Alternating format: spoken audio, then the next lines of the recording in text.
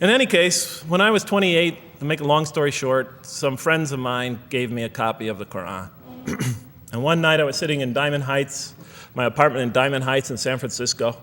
I was working that time at the University of San Francisco. I was 27, 28 at that time, I can't remember. And I ran out of stuff to read, and I took this gift that my friends gave me and I began to read it.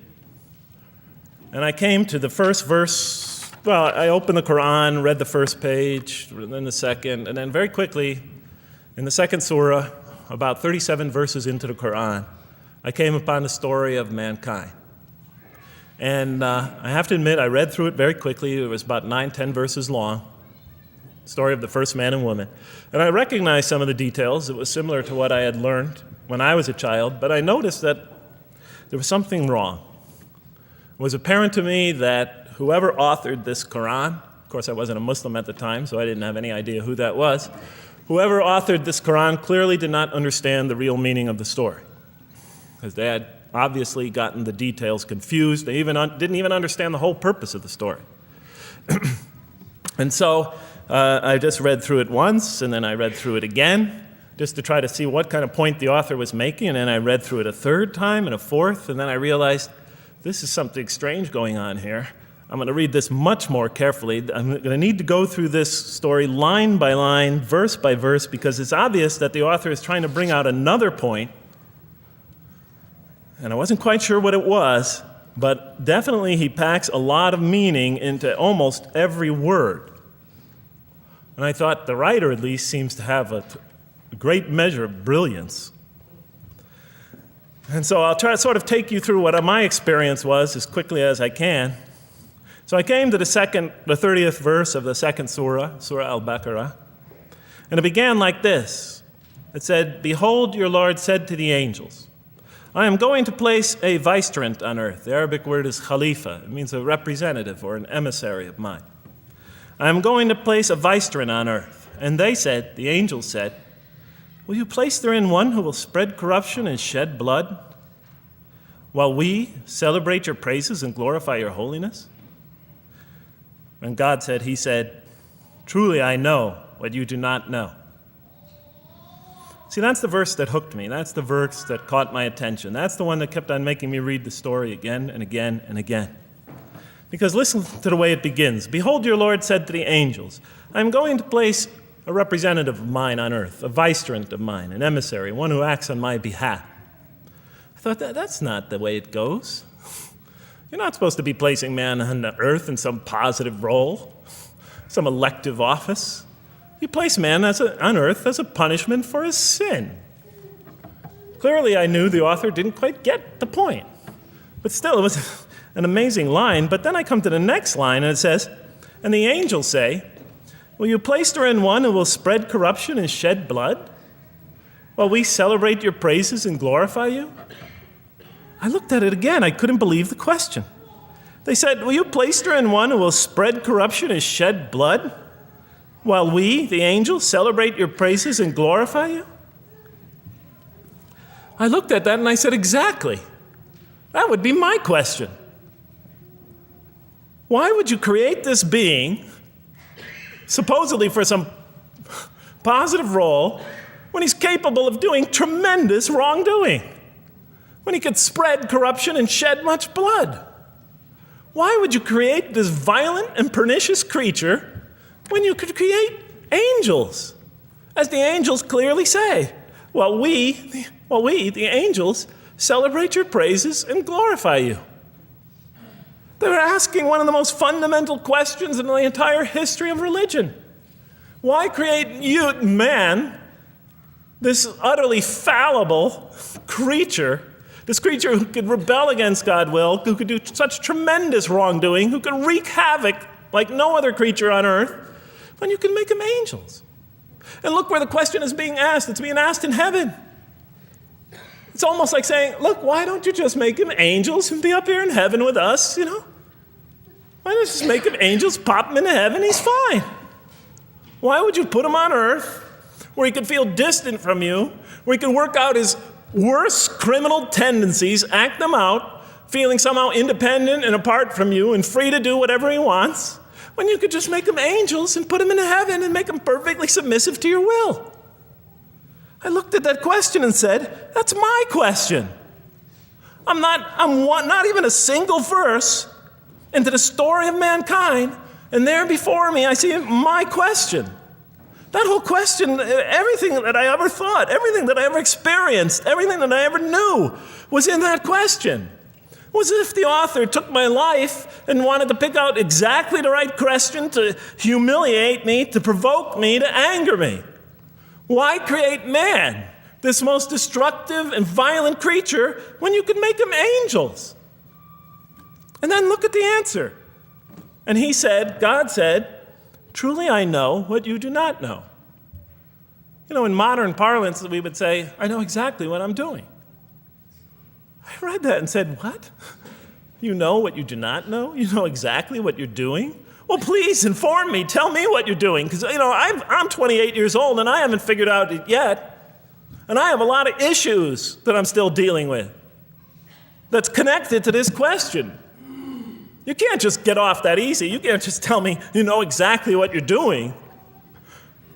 Not after what I've been through. Not after you made me this way. And then I realized, of course, I was arguing with a God I didn't even believe in. And that would happen several times as I read through the Quran. And sometimes I would just get into so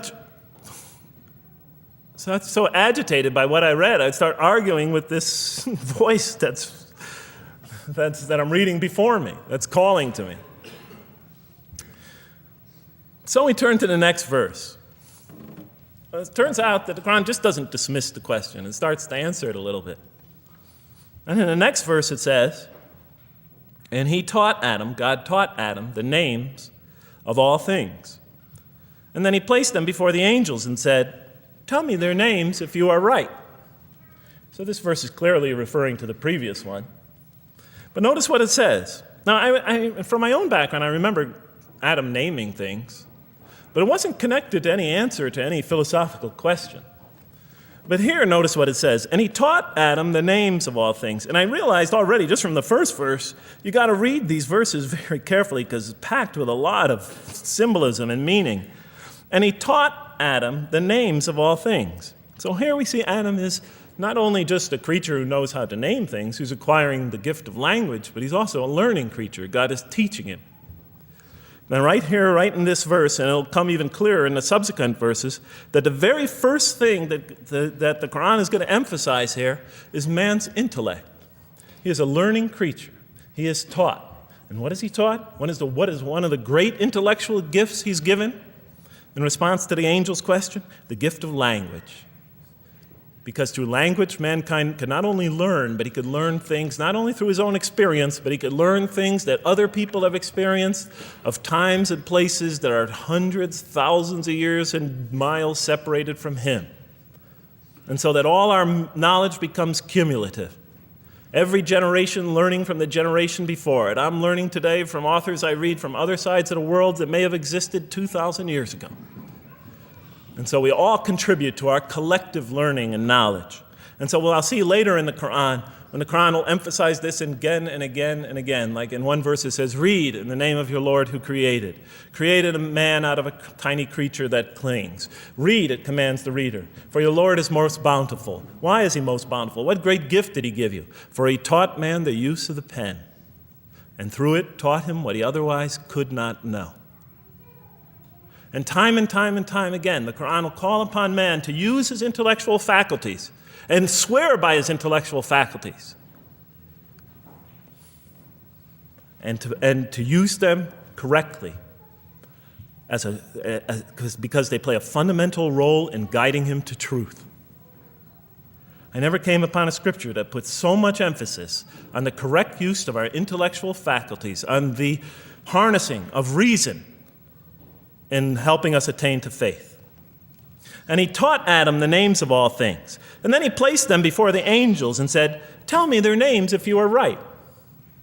Okay, you have this you have this natural question about this creation of mankind.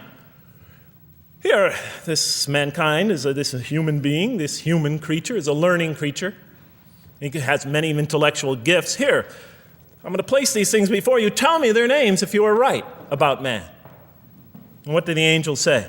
In the next verse they say, "Glory to you. We have no knowledge except what you have taught us. In truth, it is you who are knowing, the wise." They say this task, this intellectual test that's put before them is beyond their grasp. Notice what they emphasize. We have no knowledge. This would take knowledge. This would take an intellect that they don't possess. In truth, it is you who are knowing, the wise. You got it. It's easy for you. You're the knowing, the wise. You have knowledge. You have wisdom. But this would take knowledge and wisdom that is beyond us. And so in the next verse we read, and he said, "O Adam, tell them their names." And when he had told them their names, notice how it's just like it's nothing for him. For mankind, he has this phenomenal ability. And when he had told them their names, as if it's just a triviality for man, he names them. "O Adam, tell them their names." And when he had told them their names, God said, "Did I not tell you that I know what is unseen in the heavens and the earth? And I know what you reveal and conceal?" And he's clearly going back to the angel's question. Yes, you have these natural concerns about the creation of mankind. Yes, he could do these evil things. But look at this tremendous intellect he has. This is something you have overlooked that you haven't considered. And that's clearly the point of these verses. Even though I felt that the author didn't quite, it was as if I realized that he didn't misunderstand the story. He was taking one of the great stories in the history of humankind, one of the fundamental greatest stories in the history of mankind, and molding it and using it as a vehicle for an entirely original message. And God said, "Did I not tell you that I know what is unseen in the heavens and the earth? And I know what you reveal and what you conceal?" In other words, didn't I tell you I know exactly what I'm doing? And then in the next, and didn't I not tell you that I know what you reveal and conceal? I looked at that. What question what did they reveal and what did they conceal? What did their question reveal and conceal? I thought about it for a minute. Oh, it's obvious. What did their question reveal? You just go back and look at the question. It revealed the sinful and sinister propensities of man. I mean, it's obvious, right? Why are you all looking at me like that? You're starting to scare me. You're all looking very serious. Am I losing you? Wow. Okay. So, they revealed the sinister and evil propensities of man. But what did their question conceal? And all you have to do is think about it for a minute. Human beings, yes, they could do evil. Yes, they could do wrong. Yes, they could create misery. But they could also do exactly the opposite. They could choose to do evil. They could choose to do tremendous good. They could choose to do tremendous violence. They could choose to show tremendous compassion. They could choose to live by falsehood. They could choose to live by the greatest truths. They could be terribly ugly. They could be terribly beautiful. And up until that point in my life, I, like the angels, that only saw one side of the coin. For the first time when I read that verse, believe it or not, it was an eye-opener for me. I had always been obsessed with the evil potentials of human beings. When I read that verse, I realized that, and I had a great example right in front of me with my own mom, I realized that I had been blinded by only one side of human nature. So we go on to the next verse. "And behold, we said to the angels, 'Bow down to Adam,' and they bowed down. But not so Iblis." Iblis is like the father of Satans, satanic beings, forces, creatures, existences. "He refused and was arrogant. He was of those who reject faith." An interesting statement. "And behold, we said to the angels, 'Bow down to Adam,' and they bowed down." Bowing down could symbolize two things. Bowing down could symbolize the superiority or potential superiority of one being over another, and so they bowed down to them. Bowing down could also mean that they serve that creature in some respect. Of course, the Quran says that all beings serve God, all created beings serve God. But this verse seems to be indicating, and the rest of the Quran will make it clear, that these angelic beings, these angelic entities, will serve the development of mankind. We'll even see later that the satanic beings serve the development of mankind. Both forces, angelic and satanic, will serve the development of mankind. Because one will present man with a choice to do the most altruistic things. The other will simultaneously try to influence man in the opposite direction. And so human beings will be moral creatures and will have to make moral decisions. And it's in those moral decisions that they will grow spiritually and morally as human beings. And they'll take that into the next life. And the angelic and the satanic forces will be catalysts for those moral choices that they make. They will heighten the human being's awareness of the rightfulness and the wrongfulness of the choice he's about to make. And the self, the soul, the nafs, as they say in Arabic, will have to make the ultimate choice between good and evil. And that choice, that test will come again and again and again as human beings either grow or decline. And those tests will come again and again and again to try to help him towards his spiritual evolution, to bring him back, but that choice is ultimately ours. But I'm getting ahead of myself. And so we said to the angels, bow down to Adam, and they bowed down. But not so Iblis. Iblis is Satan, this rebellious force, this evil prompter, the one who whispers into the human heart. He comes into being. And with the introduction of Satan, we have the introduction of evil, that evil influences on human beings. And notice why Iblis does not bow down. He refuses because he was arrogant. You know, we often hear what's the root of all evil? In the West, it's always money, greed, etc. Here the Quran seems to be saying that the root of all evil is not always material wants. It's not always money, it's not always greed. At the heart of evil is arrogance, putting yourself above all others, of assigning to yourself special priority and neglecting the rights of others, of pride and arrogance and envy, the source of evil. He was of those who reject faith. I looked at that verse and I said, okay, I get why you would create angels to sort of influence man in a positive direction. But why in this story now are you introducing Satan? What sort of role does Satan play? And then, of course, you just think about it for a minute and you say, yes.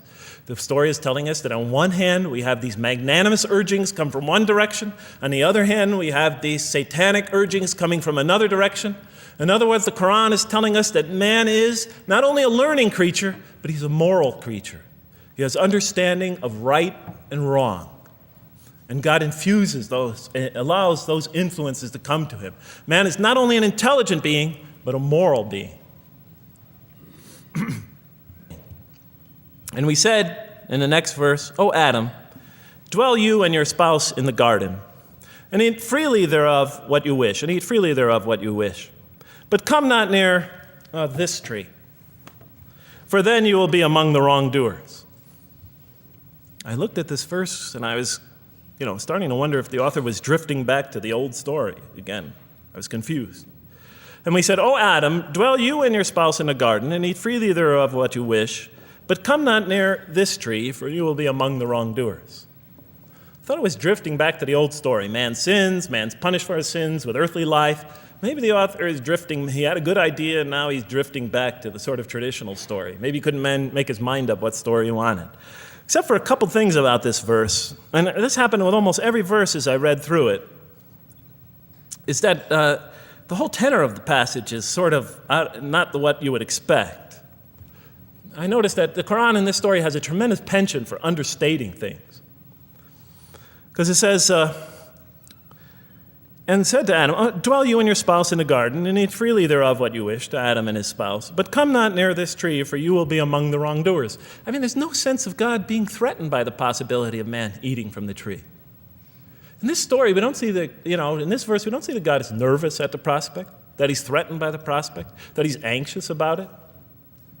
The tree that he picks, it seems like he's just picking out any tree.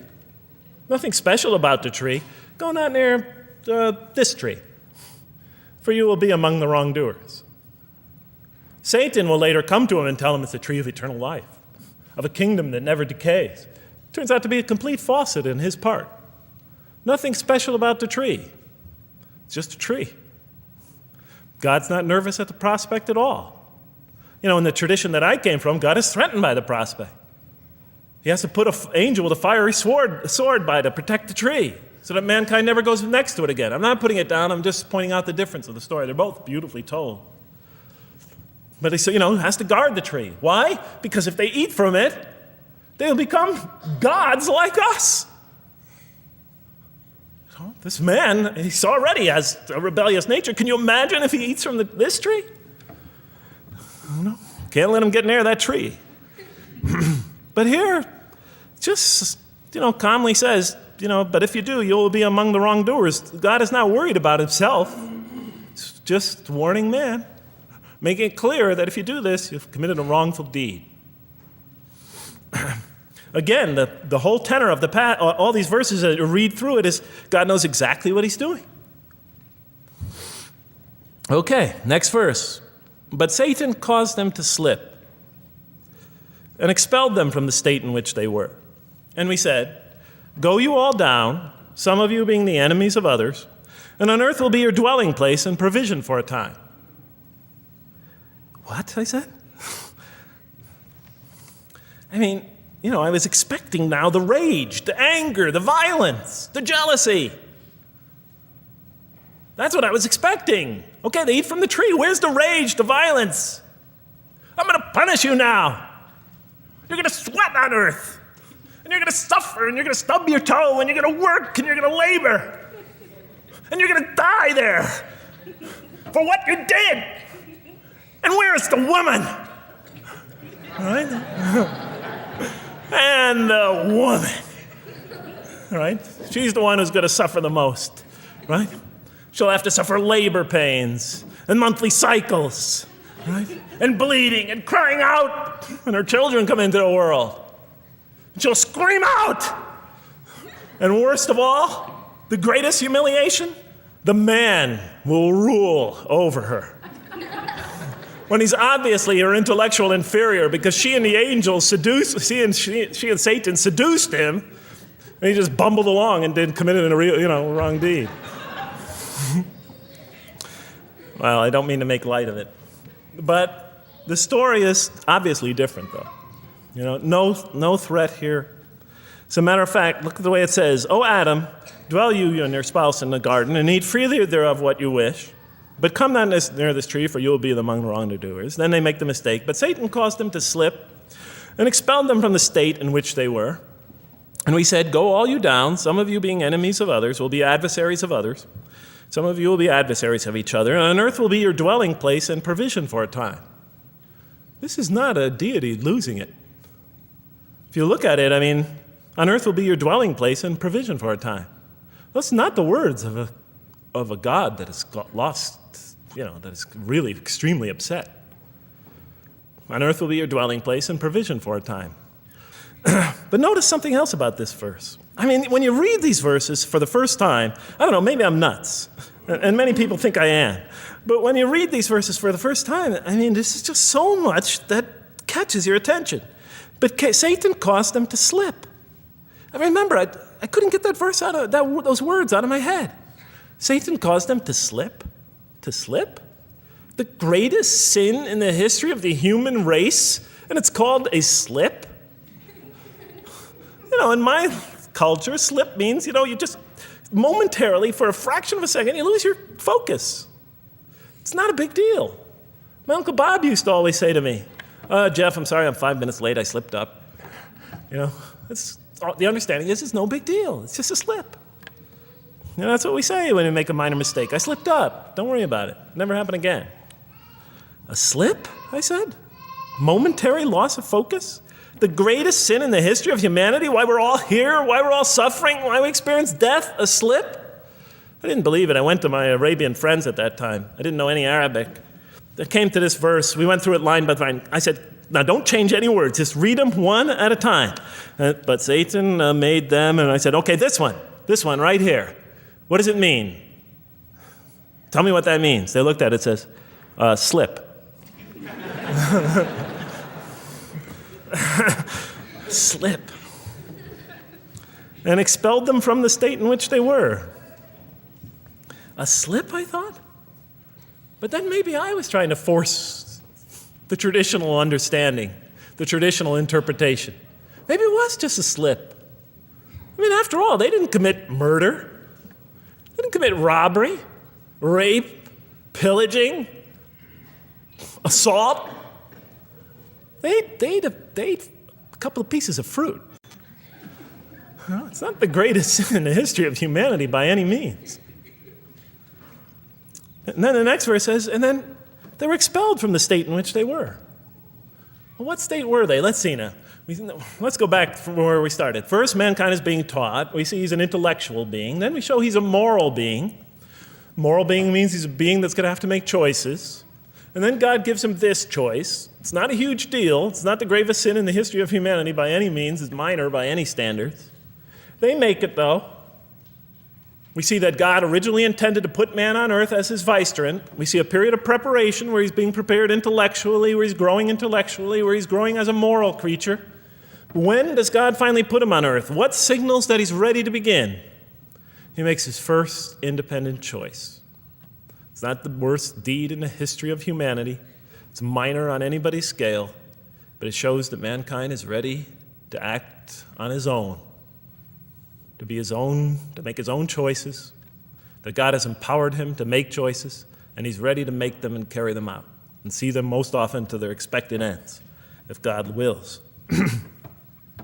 And that seems to be the only real significance of it. But I thought, maybe I'm getting this wrong. Maybe God just blows off into an angry rampage the next verse. So I look at the next one and it says, and then Adam received words from his Lord. And God turned to him mercifully, for he's oft returning, ever merciful. Well, if I had any doubts up till now that God is not enraged by what this has happened, that God hasn't prepared mankind for this choice, for what was eventually going to happen, that all this was preparation for mankind to begin his earthly sojourn in this famous allegory. If I had any doubts before now, I had them, certainly didn't have them after reading this verse.